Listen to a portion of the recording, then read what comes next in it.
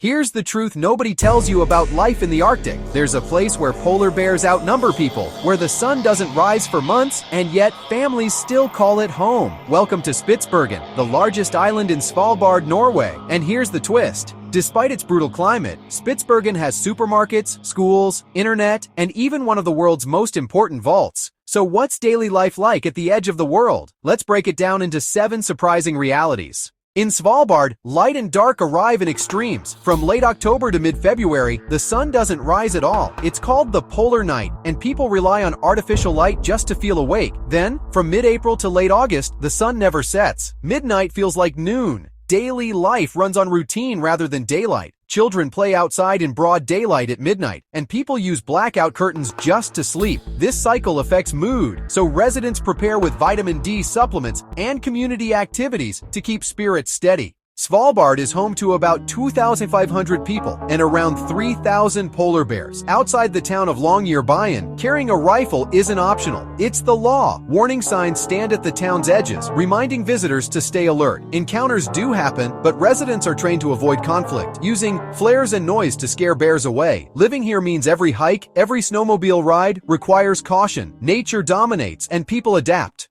Spitsbergen holds something no other place on Earth does. The Svalbard Global Seed Vault. Dug deep into a mountain, it stores duplicates of seed samples from almost every country. Wheat, rice, maize, millions of varieties preserved in case war, climate disaster, or disease threatens food supplies. Why here? Because the Arctic permafrost keeps seeds naturally frozen even if the power fails. This makes Spitsbergen not only a home for its residents, but also a safeguard for global agriculture. Although Svalbard is part of Norway, its community is uniquely international. Thanks to the Svalbard Treaty of 1920, citizens from more than 40 countries can live and work here without visas. You'll find Norwegians, Russians, Thais, Ukrainians, and scientists from across Europe.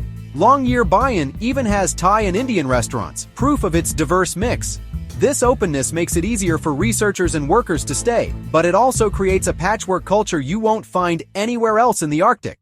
Svalbard has unusual rules around life and death. The local hospital cannot handle births, so expectant mothers travel to mainland Norway weeks before delivery. Burials are banned because the frozen ground preserves bodies instead of decomposing them. Diseases from decades ago remain in the soil. To protect health and the environment, the gravely ill are flown to the mainland. Life here is temporary by design. You can live for years, but certain human milestones must happen elsewhere.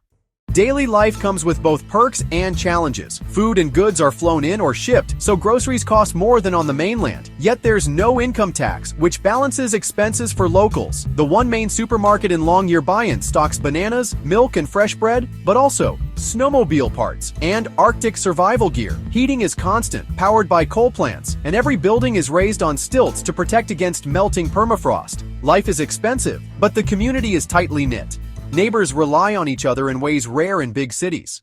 Tourism is one of Svalbard's fastest-growing industries. Visitors arrive for glacier hikes, husky sledding, and northern lights tours. In summer, cruise ships dock and adventure seekers explore the ice fjords. For residents, tourism brings jobs and opportunities, but it also raises questions about sustainability. Every visitor must follow strict rules to avoid disturbing fragile ecosystems. Living here means balancing opportunity with responsibility, welcoming the world while protecting one of Earth's most vulnerable environments. So, what is life on Spitsbergen really like? It's a daily balance between isolation and community, between extreme cold and warm cooperation, between survival and scientific importance. Few places test human resilience like this Arctic island, yet thousands choose to call it home.